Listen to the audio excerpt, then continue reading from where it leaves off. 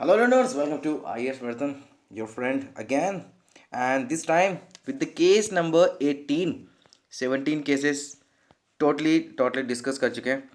एक बार जा करके देखना उनको.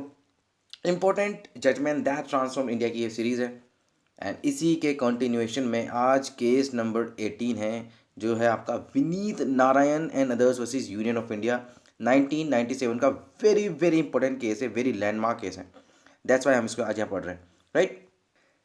अच्छा, एक क्वेश्चन पूछता हूँ. सीबीआई में किस तरीके से एग्जीक्यूटिव का इंटरफेरेंस रहता है ना. तो क्या सीबीआई को इंसुलेट करना चाहिए एग्जीक्यूटिव इंटरफेरेंस से? इस केस के अंदर हमको ये बात पता चलती है और कुछ ऐसे स्टेप्स का क्रिएशन किया जाता है कि जो पॉलिटिकल इन्फ्लुएंसेस हैं जो सीबीआई के अंदर होते हैं उससे उनको बचा करके रखें. एंड सेम जो गाइडलाइंस सीबीआई के लिए बनाई गई, यानी कि अगर उसको पॉलिटिकल इन्फ्लुएंस से बचाना है, सेम गाइडलाइंस इन्फोर्समेंट डायरेक्टरेट जो ईडी होता है, ईडी जो फाइनेंशियल फ्रॉड्स इन सब से टैकल करता है, राइट. और ओवरऑल अगर हम देखें तो कुछ ऐसे स्टेप्स जो पॉलिटिकल इन्फ्लुएंस को कर्व करें सीबीआई के फंक्शनिंग में, अपॉइंटमेंट में और जितनी भी एक्टिविटी सीबीआई करता है, राइट. सो विनीत नारायण जो विनीत नारायण है वो इसमें पिटिशनर है. Vineet Narayan and others and union of India और अदर्स जो है वो रिस्पोंडेंट्स हैं. ओके, सो स्टार्ट करते हैं. ये है आपका जो मेन स्लाइड है. तो इंट्रोडक्शन मैंने आपको बता दिया कि किस तरीके से पॉलिटिकल इन्फ्लुएंस कर्व करना है सीबीआई के अंदर, राइट. बैकग्राउंड देखो, बैकग्राउंड बहुत ही इंपॉर्टेंट होता है. अच्छा चलो एक बात बताता हूँ. आपने 1991 के आसपास अगर आपने इकोनॉमिक हिस्ट्री या फिर इंडिया की जो स्कैम की हिस्ट्री है, कितने स्कैम कंट्री के अंदर में, अगर आपने थोड़ा भी उसके बारे में पढ़ा हुआ होगा या न्यूज़पेपर में आए दिन ऐसी केसेस का रेफरेंस लेकर के समझाया जाता है, तो हवाला स्कैंडल के बारे में ज़रूर आपने सुना होगा. बहुत ही ज़्यादा सीरियस ये वाला केस हुआ था. देखो होता क्या है, 25 मार्च 1991 में अशफाक हुसैन लोने करके एक जो ये हिजबुल मुजाहिदीन है, एक टेररिस्ट ऑर्गेनाइजेशन है, अभी भी एक्टिव है. तो ये उसका एक मेंबर था, एक्टिव मेंबर था. दिल्ली में उसको अरेस्ट किया जाता है, राइट. इंटरोगेशन के टाइम पे पता चलता है और सीबीआई को कि कुछ पीपल, कुछ कंट्री के लोग हैं जो कि उनकी फंडिंग से रिलेटेड चीज़ों से और एक्टिविटी से कनेक्टेड है, राइट. तो सुरेंद्र कुमार जैन और उनके जो घर थे and उनके बिजनेसेस हैं उनको रेड करती है सीबीआई. तो रेड के टाइम पे सीबीआई को 2 डायरीज मिलती है ना. और इन डायरीज के अंदर ना कुछ डिटेल्स थी जो कि बहुत ही इंपॉर्टेंट थी, जैसे कि बड़े बड़े पेमेंट किए गए थे बहुत से लोगों को, वेरियस ऑफ द पर्सनस, जो कि उनके इनिशियल्स, नाम के इनिशियल्स जो होते हैं उनसे उनको डिनोट किया गया था. और इस इनिशियल्स को अगर हम देखें तो ये हाई रैंकिंग पॉलिटिशियंस जो कि डिफरेंट पॉलिटिकल पार्टीज से थे, हाई रैंकिंग ब्यूरोक्रेट्स है ना, ये सब इनके अंदर शामिल थे. तो अब ये जो सोर्स ऑफ फंडिंग था ना, ये सस्पेक्टेड टेररिस्ट है अशफाक हुसैन लोने, हिजबुल मुजाहिदीन का, उससे रिलेटेड है. तो इस स्कैंडल को हवाला स्कैंडल बोला गया. तो काफ़ी ज़्यादा वाइड स्प्रेड कवरेज किया गया बाय द मीडिया. और इनको सीबीआई को इसलिए भी क्रिटिसाइज़ किया गया क्योंकि सीबीआई ने इन्वेस्टिगेशन कुछ जो इन्फ्लुएंशियल पॉलिटिशियन और ऑफिशियल्स थे ना उनके खिलाफ एक्शन नहीं लिए थे, इन्वेस्टिगेशन नहीं किए थे, क्योंकि वो लोग जो थे वो एक्सट्रीमली इन्फ्लुएंशियल थे गवर्नमेंट पर, पॉलिटिक्स में. तो जेन और उससे रिलेटेड कंटेंट जो थे डायरी के अंदर उस पर कोई एक्शन और इन्वेस्टिगेशन नहीं की गई. तो यहाँ पर एक जर्नलिस्ट होते हैं विनीत नारायण, उन्होंने एक रिट पिटिशन फाइल करी 4 अक्टूबर 1993. याद रखना ये 1993 की हम बात कर रहे हैं, ठीक है. एंड इन पब्लिक इंटरेस्ट यानी कि पीआईएल इन्होंने डायल करी under the 32 article 32 of the Indian constitution. अब देखना क्रोनोलॉजी देखना इसकी क्या है.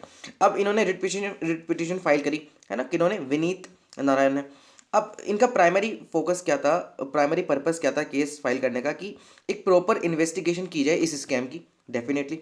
And focus of the judgement क्या होना चाहिए कि जो future and autonomy of the CBI है ना उस पर काम किया जाए एंड उससे रिलेटेड कुछ सॉल्यूशंस यहाँ पे किए जाए.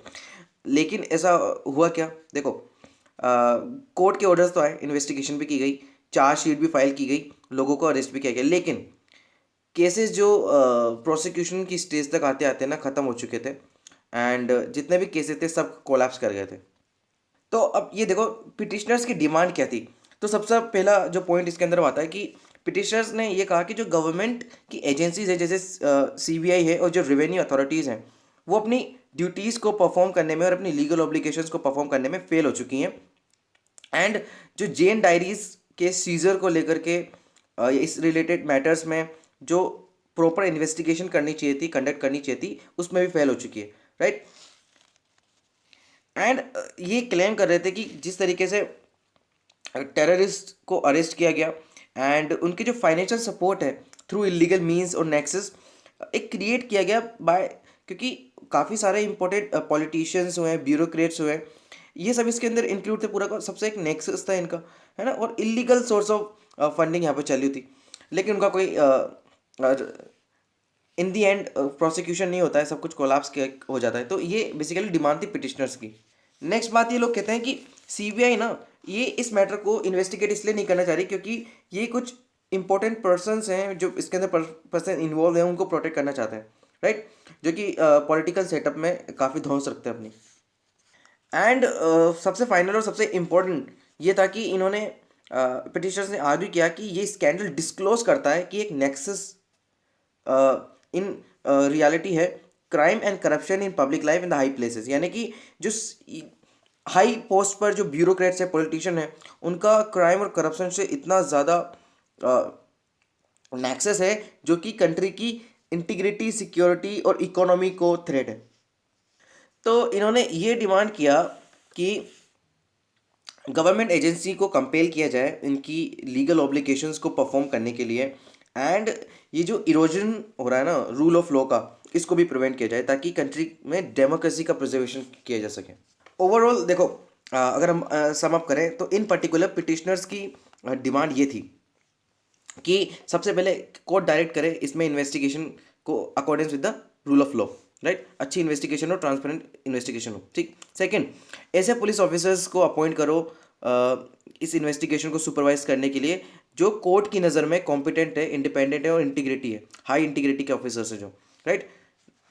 थर्ड, सुटेबल डायरेक्शंस इशू किए जाएं टू इंश्योर, ताकि जो कल्प्रिट्स हैं उनको लॉ के अकॉर्डिंग इंश्योर किया जाए कि इनको डेफिनेटली उनसे डील किया जाएगा, सजा उनको दी जाएगी, राइट। नेक्स्ट और लास्ट जो इनका पिटिशनर्स ने प्लीड किया वो ये था कि सुप्रीम कोर्ट के अकॉर्डिंग उसके डायरेक्शंस के बेसिस पे जो एविलेक्शन किए जा रहे हैं इन्वेस्टिगेशन एजेंसीज के द्वारा एंड जो पॉलिटिकल सुपीरियर्स हैं और उनका जो इन्फ्लुएंस है, राइट, और उनके द्वारा जो इन्वॉल्वमेंट है टेररिस्ट नेक्सस में, करप्शन में, ये फ्यूचर में इस तरीके की प्रैक्टिस रिपीट ना हो, राइट। तो ये ओवरऑल पिटिशनर्स ने प्लेड किया कि हमको ये जो चीज़ें हैं ये इंश्योर करके दो आप सुप्रीम कोर्ट से। अब बात करते हैं जजमेंट की, और ये मेरा फेवरेट पार्ट है, आप सबको पता है, राइट। सो विशाखा केस में अगर हम देखें, हमने लास्ट सेशन में इसको डिस्कस किया, तो सुप्रीम कोर्ट ने यहाँ पर रिफ़र किया विशाखा केस को, और उसका मेन आइडिया क्या था, उन्होंने ये कहा था कि अगर एग्जीक्यूटिव और लेजिस्लेचर के बावजूद अगर कोई वैक्यूम क्रिएट होता है ना, एंड बिकॉज ये जो फील्ड है ना को टर्मिनस है, यानी कि लेजिस्लेचर भी काम करेगा, एग्जीक्यूटिव भी काम करेगा इस तरीके, लेकिन अगर इनएक्शन की बात अगर कहीं पे आती है तो judiciary definitely must step in, है ना। तो जुडिशरी को इसमें पार्टिसिपेट करना पड़ेगा और एक्टिविज्म दिखाना पड़ेगा। तो सुप्रीम कोर्ट ने सबसे पहले तो विशाखा जजमेंट को इसके अंदर रिफ़र किया और ये वाली बात बोली। अब बात करते हैं सुप्रीम कोर्ट ने इसके अंदर जो जजमेंट दिया, वो सुप्रीम कोर्ट ने कुछ गाइडलाइंस यहाँ पर इशू करी, एंड ये बहुत ही इंपॉर्टेंट थे क्योंकि एक प्रॉपर लेजिस्लेशन नहीं था, है ना, एंड उसका रोल भी एक इंपॉर्टेंट होता है। तो सुप्रीम कोर्ट ने यहाँ पर कुछ गाइडलाइंस को दिया, वो हम यहाँ पर आज डिस्कस करेंगे।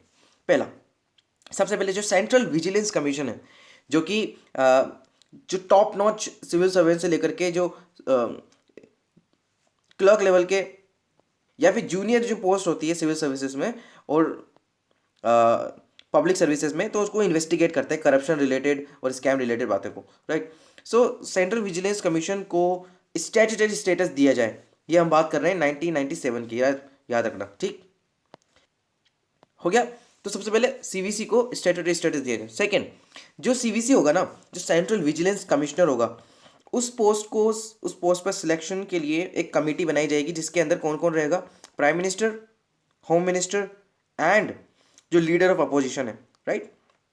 ये बहुत ही आउटस्टैंडिंग सिविल सर्वेंट्स रहेंगे ना, उसके एक पैनल में से इनका सिलेक्शन होगा जो कि कमाल की इंटीग्रिटी है ना।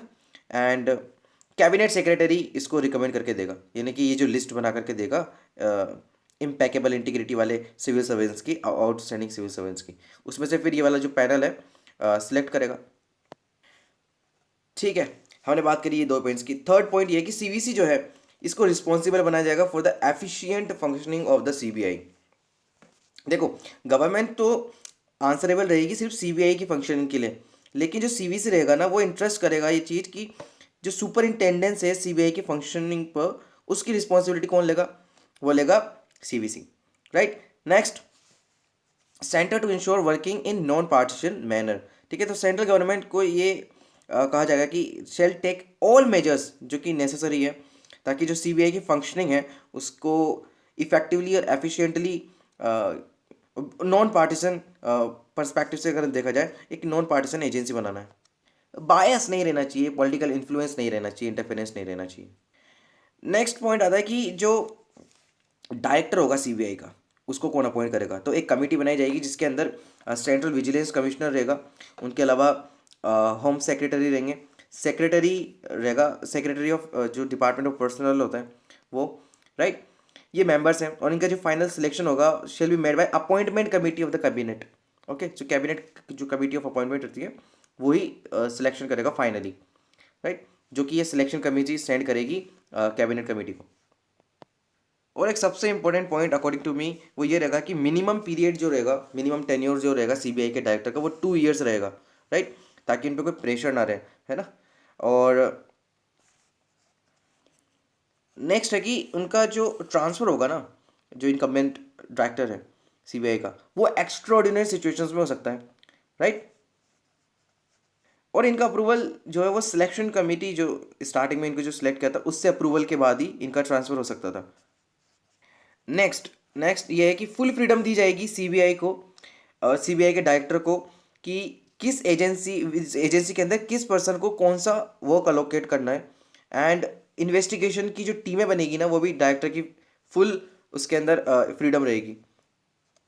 तो according to me supreme court ने बहुत ही प्रैक्टिकल सॉल्यूशंस दिए हैं गाइस, है ना, क्योंकि सीबीआई की फंक्शनिंग में ही तो फॉल्ट था और सीबीआई की फंक्शनिंग को सुधारने के लिए सुप्रीम कोर्ट ने डायरेक्ट हिट किया।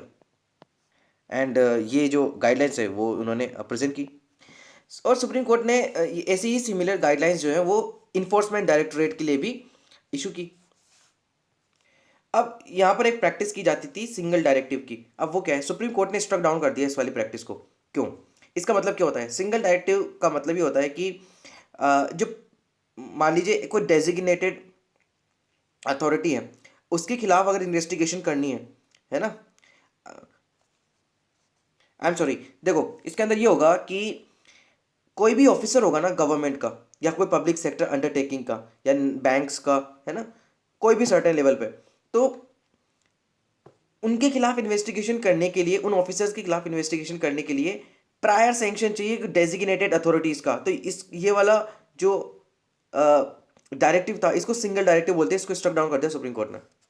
लेकिन गवर्नमेंट ने क्या किया कि इसको वापस से रीइंस्टेट कर दिया 2003 में, है ना, कि गवर्नमेंट मतलब जो जॉइंट सेक्रेटरी लेवल है उसके अबव के अगर कोई ब्यूरोक्रेट्स पर इन्वेस्टिगेशन करोगे तो आपको गवर्नमेंट की प्रायर सैंक्शन लेना पड़ेगा। लेकिन सुप्रीम कोर्ट ने फिर से इसको स्ट्रक डाउन कर दिया 2014 में, है ना, ऑन द बेसिस कि ये जो राइट टू इक्वालिटी है जो गारंटी करता है हमारा कॉन्स्टिट्यूशन उसको वायलेट कर रहा है। अब इसका इंपॉर्टेंस सुनो, इसका इंपॉर्टेंस ज़बरदस्त है। सबसे पहली बात हम करते हैं जो विनीत नारायण केस है ना, ये अकाउंटेबिलिटी इन पब्लिक लाइफ की टूवर्ड्स एक स्टेप है गवर्नमेंट का, आई मीन सुप्रीम कोर्ट का, राइट। तो सुप्रीम कोर्ट इंटरप्रेट करती है कि क्या पावर रहेगी, क्या कॉन्स्टिट्यूशन है, क्या प्रोसीजरल टेक्निक्स है और क्या इनोवेटिव टेक्निक्स हो सकती है ना, किसी भी पब्लिक लाइफ को रन करने के लिए इंस्टीट्यूशन के द्वारा, राइट। तो एग्जीक्यूटिव और लेजिस्लेटिव के द्वारा जो वैक्यूम क्रिएट किया गया है on the issue of public corruption उसको टैकल किया गया बाय द जुडिशरी, राइट।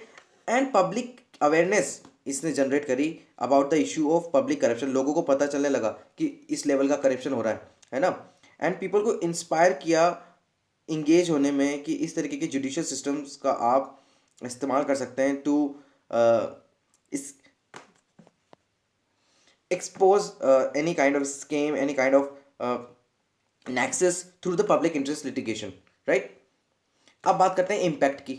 देखो असली बात है ना यहीं पे पता चलती है आपको, क्योंकि ये होता है इम्पैक्ट, है ना, कि चलो वर्डिक्ट तो सुना दिया लेकिन क्या इसको रियलिटी में फॉलो किया गया क्या। देखो विनीत नारायण केस में सुप्रीम कोर्ट ने गाइडलाइंस ज़रूर बता दी कि जो सीबीआई है उसका फंक्शनल ऑटोनॉमी क्या होगा, है ना, उसको आप सिक्योर करा।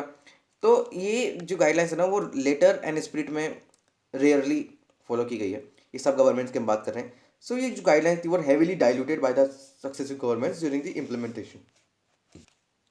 और आप सबको पता है कि ये भी कुछ 2 साल पहले सीबीआई के डायरेक्टर को लेकर के बात आई थी, है ना।